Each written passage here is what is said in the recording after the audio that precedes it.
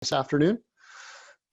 Sad, of course, that it has to be once again in this environment, but nonetheless, excited to spend a little time, answer some questions that had been posed through our online platform, and sort of set the table as we're looking at finishing out the year.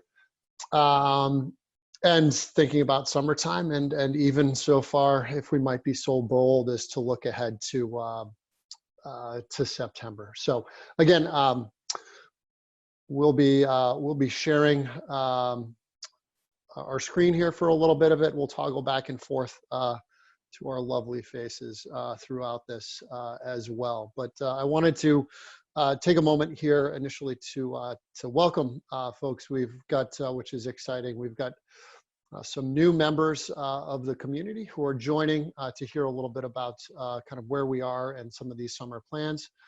So a special welcome to the parents of recently admitted to-be 7th graders and to-be 8th graders in Donahue Hall with us here.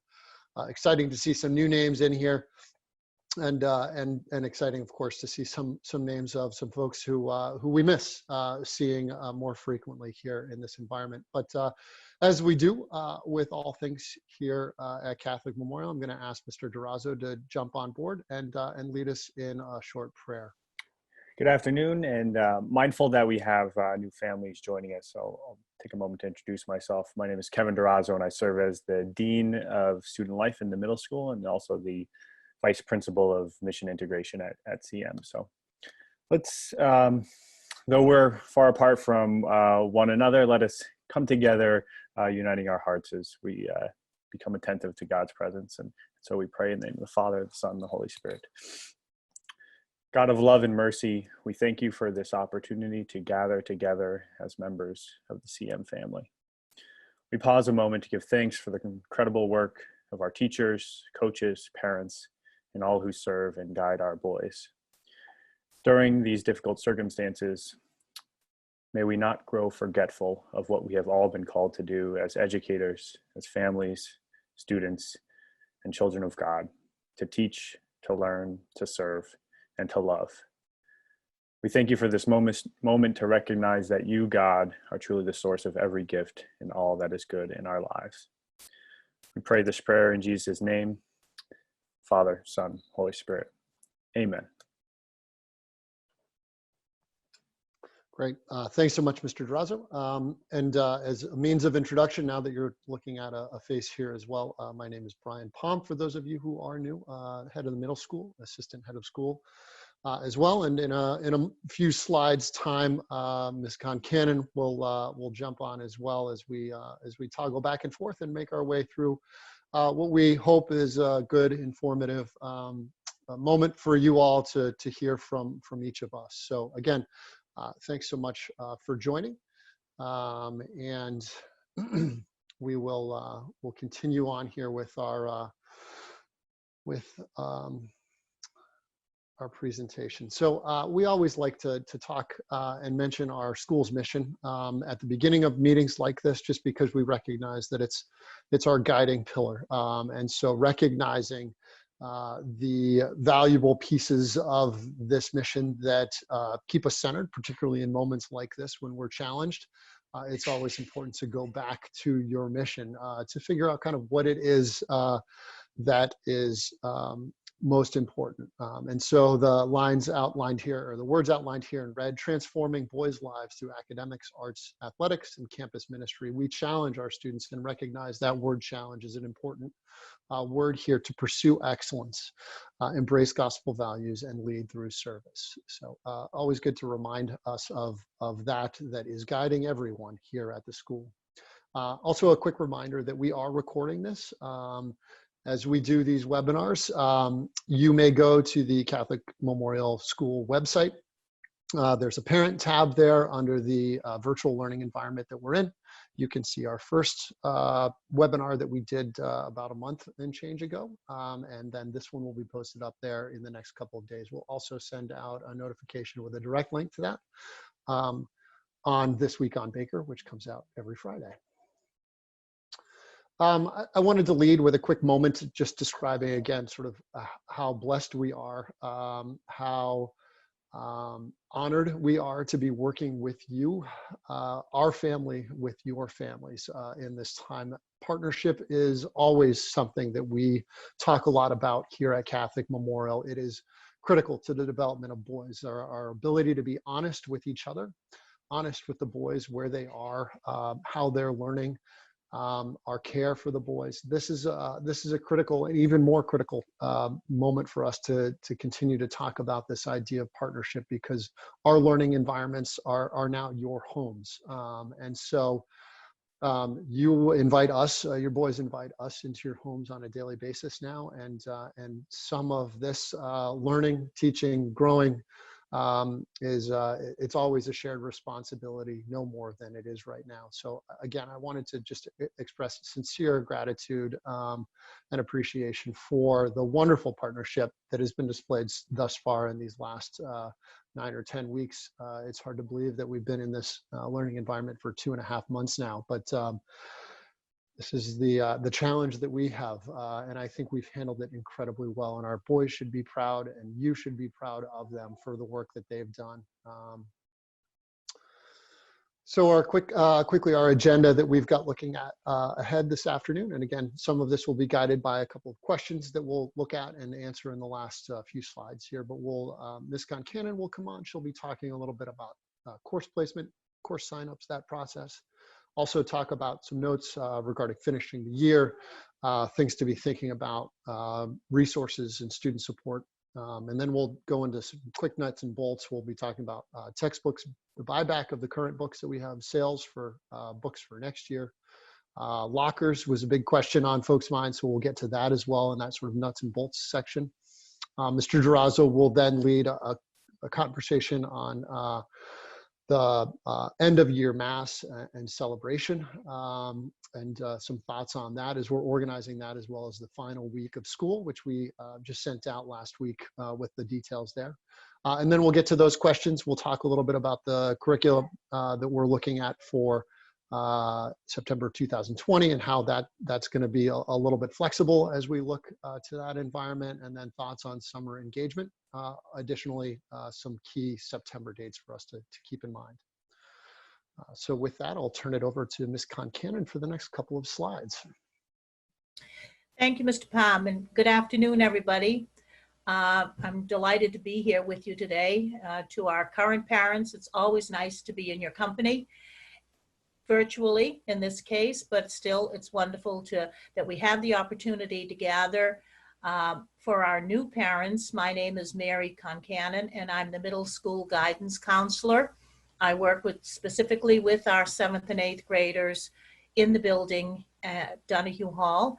I look forward to meeting you in person. And prior to that, if you have any questions as you start your transition to 7th and 8th grade, feel free to shoot me an email at maryconcannon@catholicmemorial.org, or to Mr. Palm or Mr. Durazo, and we'll be happy to help in any way. For our 8th grade parents, just a quick word. Last week we had a webinar. It was specifically for 8th grade parents transitioning to high school. If any of you missed that or would like to refresh yourselves, there was a lot of information about what to expect entering 9th grade, who your guidance counselor would be, and all of that information. If you'd like to access that, go back in this presentation and you can see the link that was given earlier.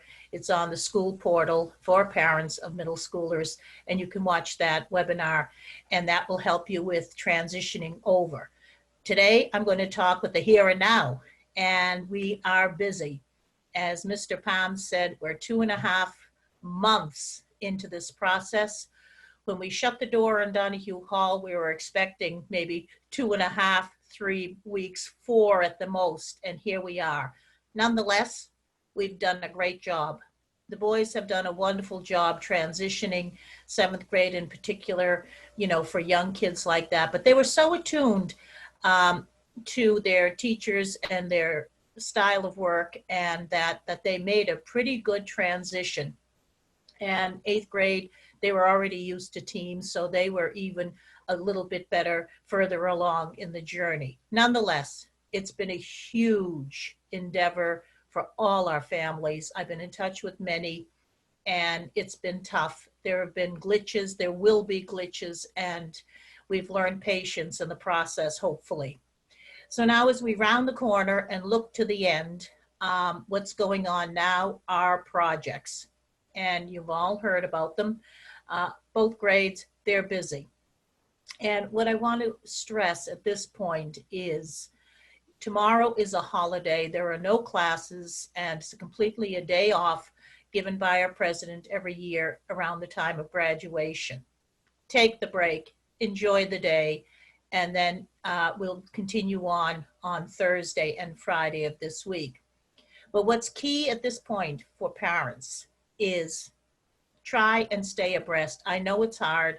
There's so much going on. You're doing work, you're teaching younger ones, minding younger ones, and whatnot. It's tough. And it's tough on the boys to keep their mind on their work because a lot of their buddies are not in school. Or if they are, it's minimal. They don't have the workload, they don't have the time commitment, and they're in and out in your son's space, virtually, via phone, via text messaging, via games, via you name it. They're there. And then open the window or they're going by on a bike or throwing a ball somewhere. And so your boys are being impacted from the outside just as much, you know, as anyone else. And it's not easy for them to keep their mind on their work. So, you know, just try and keep their focus strong for the next few, this week and next week, to finish up their projects. Should there be a glitch, and there are, things happen. These projects are being submitted electronically. Just when a child is going to do something, that's when Comcast or Fios or one of them has an issue. And that happens.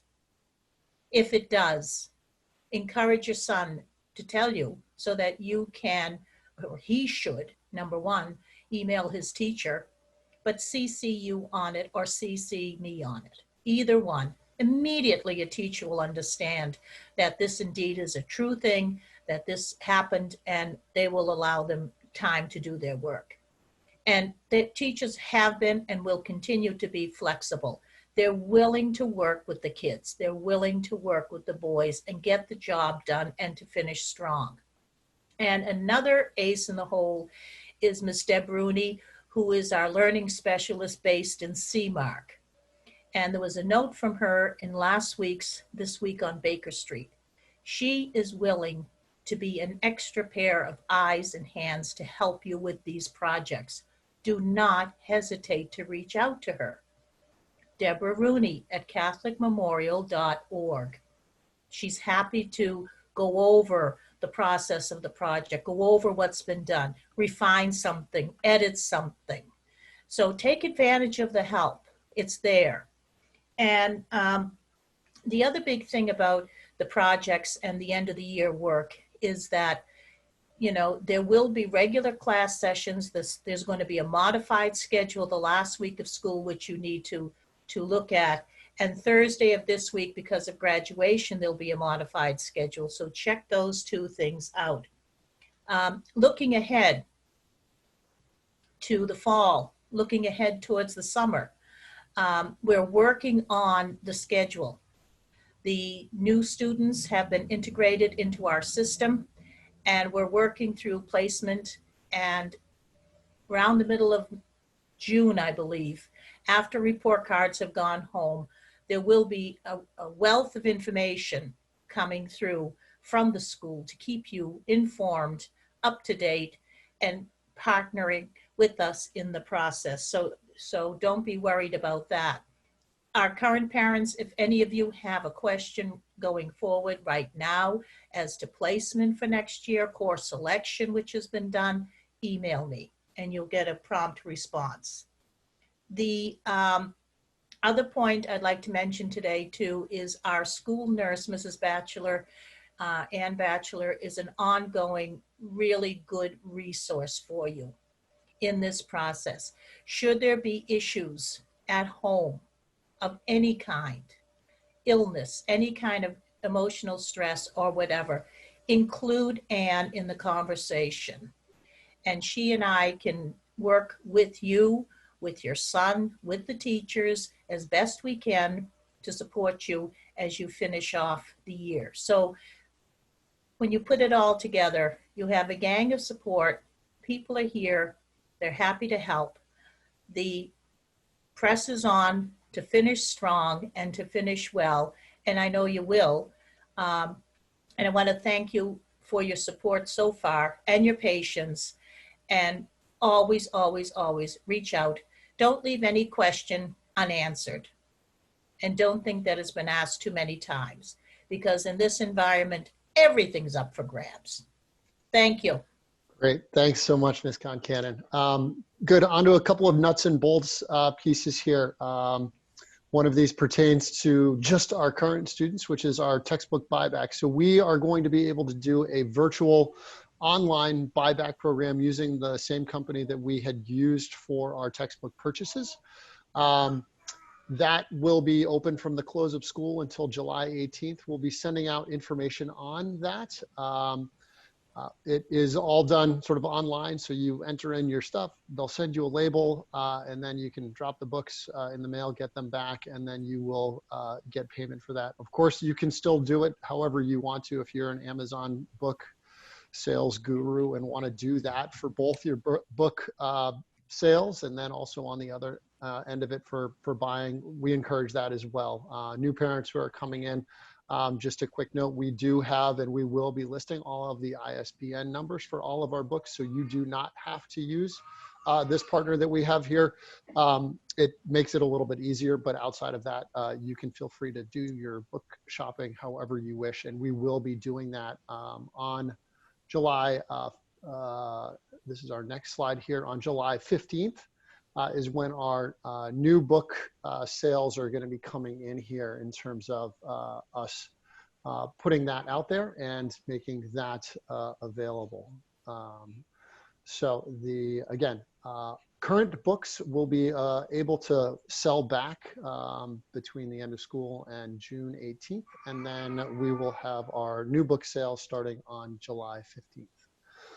But again, that will be coming out through a number of different modes of communication over the next couple of weeks, including some flyers and some more specific instructions. I just wanted to give that heads up as you were thinking about it. You haven't missed anything yet.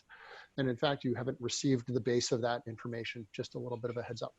Mr. Durazo is going to take the mic here for the next few slides, and I will sit quietly in the background. Great. So one of the common questions has been about students' belongings in their lockers. And we had asked students, and they did a great job. And we took time in that last week before we went digital for students to take their resources, their books that they needed. But of course, things were left in lockers, and clothing items, notebooks, other belongings. We know that there's also some sporting equipment that was left behind. And so we're going to follow a similar protocol to what we did with our senior class yesterday. And that involved a socially distant, a safe protocol whereby students' lockers were packed up. They were put into a box. And then we had a process where families drove up and their box was just delivered right to them in their car. There was no getting out of the car. There was no entering into the building. And in fact, as we're thinking about it, because of kind of how end of year locker cleaning can be kind of a burden for the boys, this is actually a great service for our boys that's cutting out a little bit of cleaning that we know that they don't love to do.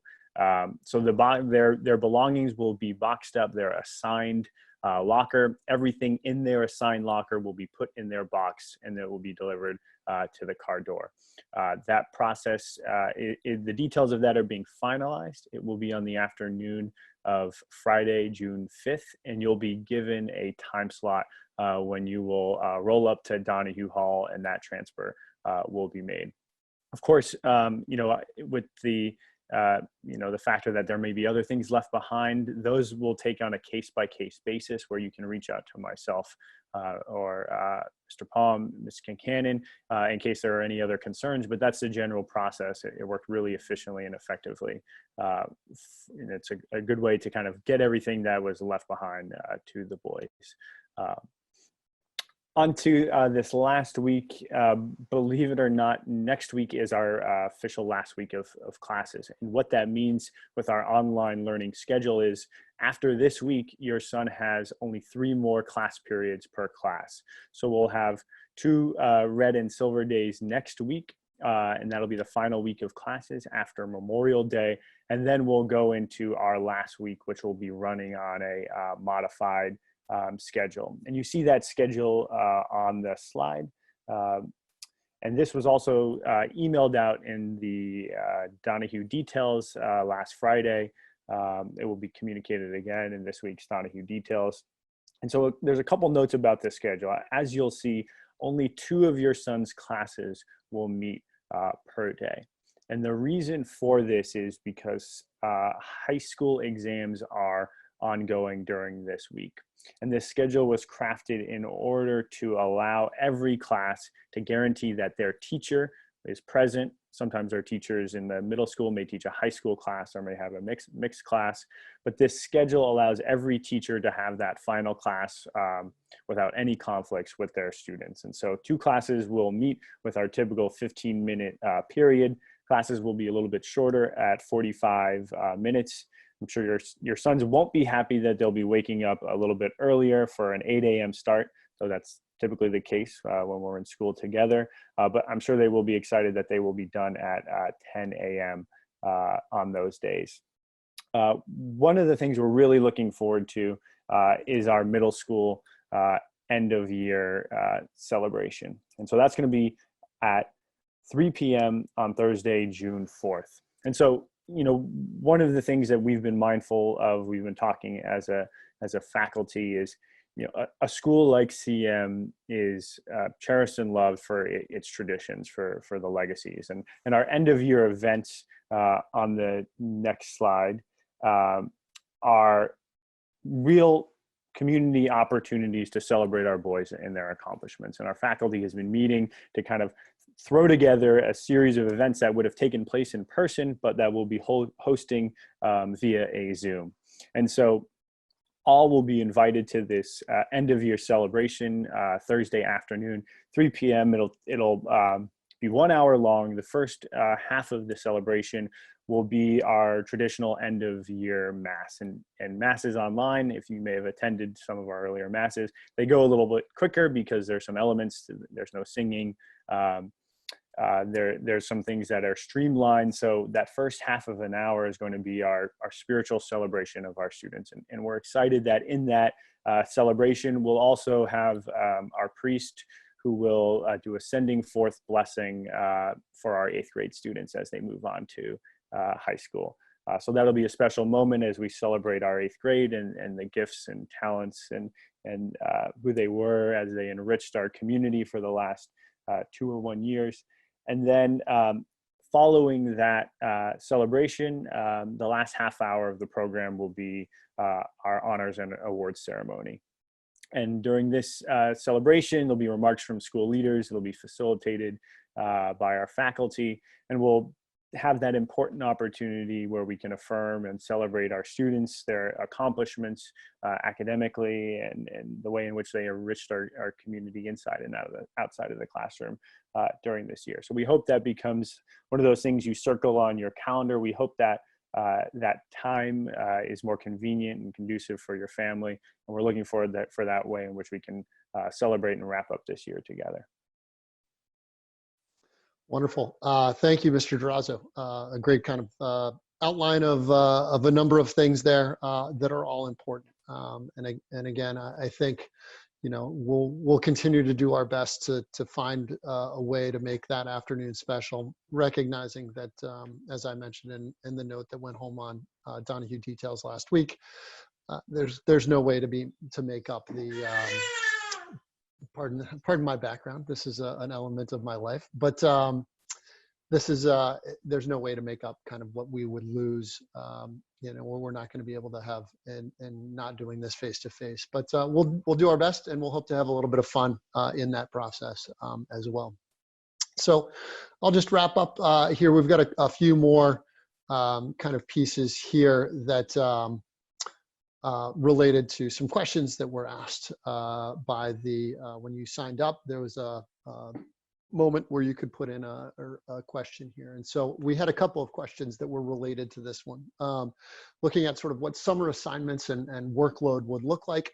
Will they be designed to help address and reinforce expectations for the current courses that they're in, and / help them, our students, prepare for next fall? So I'm going to answer this by not being super specific about it, and sort of recognizing that we will be in lots of communication over the course of the summertime with updates and with additional resources as things come available to us. Traditionally in the middle school, we have not done a tremendous amount of summer work in advance of the 8th grade year, the 7th grade year. But this year we do recognize that there is an importance with that. And so we will be working on developing some of those resources. And those resources will be in addition to what we're excited about. I am not going to ruin Dr. Fullen and Mr. O'Brien's energy by ruining what the summer read is going to wind up being, but we're going to be doing an all-school read again this year. For folks who were here last year, we did the red bandana, and it was a wonderful way to really knit the entire community, grades 7 through 12, together. And we're excited about the opportunity that we have this year again with this using this literature to create some themes for the school year. So we will be doing that. We always discuss as school leadership the importance of intellectual engagement during the summertime, whether it be free reading, whether it be camps that are sort of intellectually stimulating, whether it be outside projects that are passions that the kids are getting to pursue. So we encourage that, of course, to continue this year. And as you are looking for those moments for your child, we understand, and we believe that it will be more important this summer, simply because of the need to maintain some consistency over those expectations in ways that the students might remain intellectually engaged and asking questions and mindful of their development. We are, as a faculty, sort of caught in between this need and this kind of huge workload that we are currently carrying right now to get through our current school year, and also recognizing the need to do that too. So in the next few weeks, we are going to be doing some work where we are going to be sort of thinking about what are some effective strategies and some resources that we will be suggesting and pushing out to you, our family and friends in this community. Next question that was asked, in what grade can AP courses be taken, and what is the placement process? So similar to the placement process, which we use at all levels, which is based on performance in their current course, teacher recommendations for incoming students at outside testing, prior teacher recommendations. And then we are also, thank you so much, I meant to mention this earlier, for the parents of families of boys who are incoming who took placement tests last week.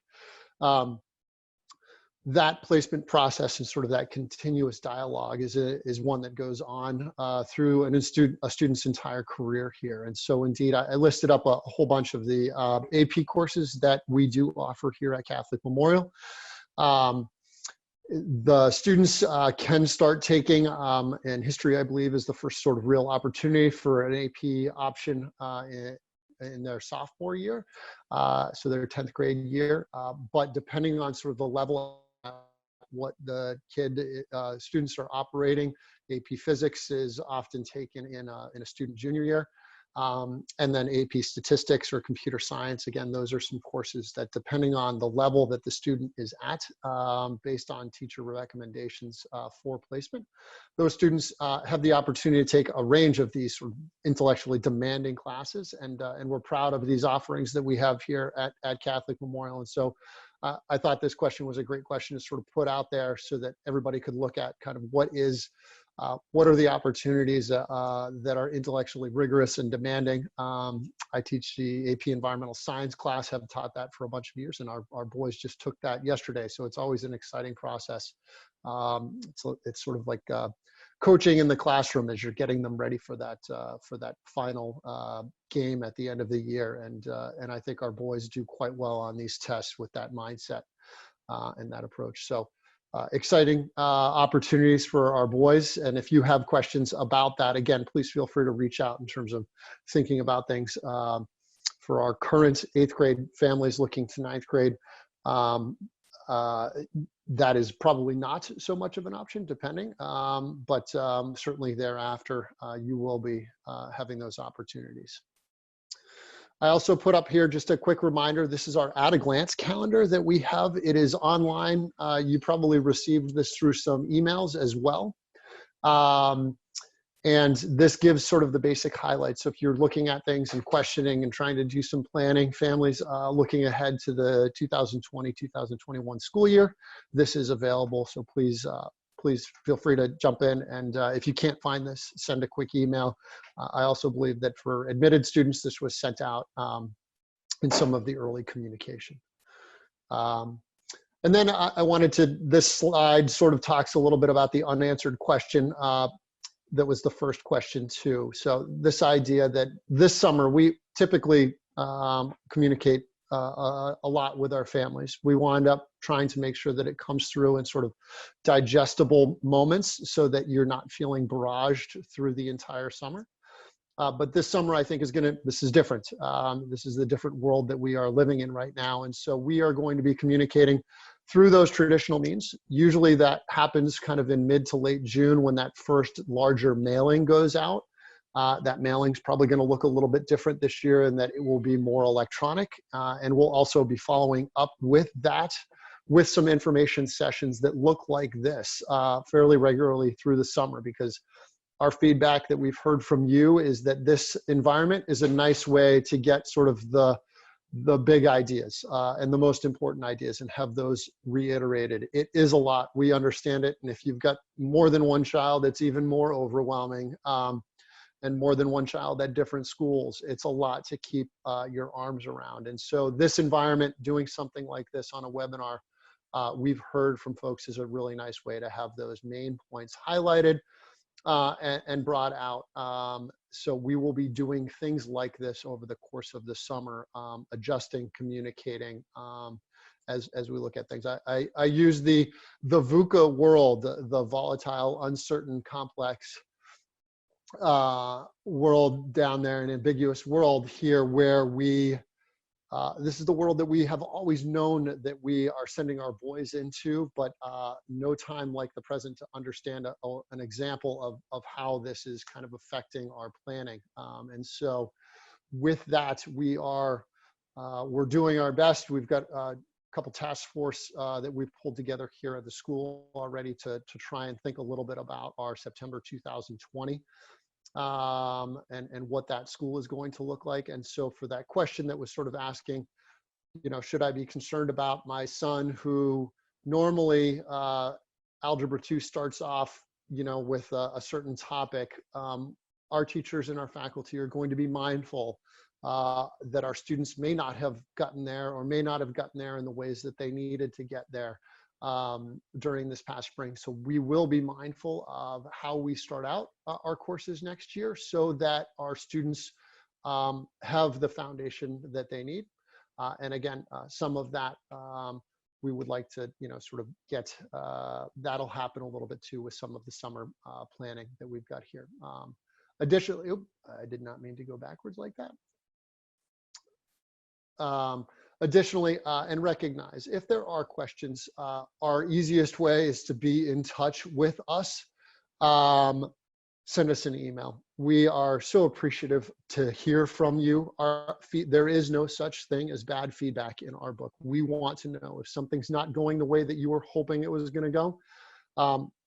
We like to hear about that. We aren't afraid of that. That's the thing that kind of keeps us getting better. And we recognize that while we think we're doing a pretty good job and we've done as well as we can in this environment, we know that we don't have the perfect answer for things. And then finally, just a couple of notes, and we do have one question that came in, and I'll answer that one in a second. But the couple things to put on your calendar, and this is sort of the as it stands. We've got orientation that we'd be planning that would be middle school specific on September 1, 2, and remember that is before Labor Day this year. So Labor Day is a late Labor Day this year. Classes are going to be starting, that's Thursday, September 3rd. That's our schedule for the current plan for the first day of classes. But again, that's goes to the idea that we'll be in communication with you as we think about things. A question that was asked was, will CM be offering a summer program, anything virtual? We're in that conversation right now. It is a great question.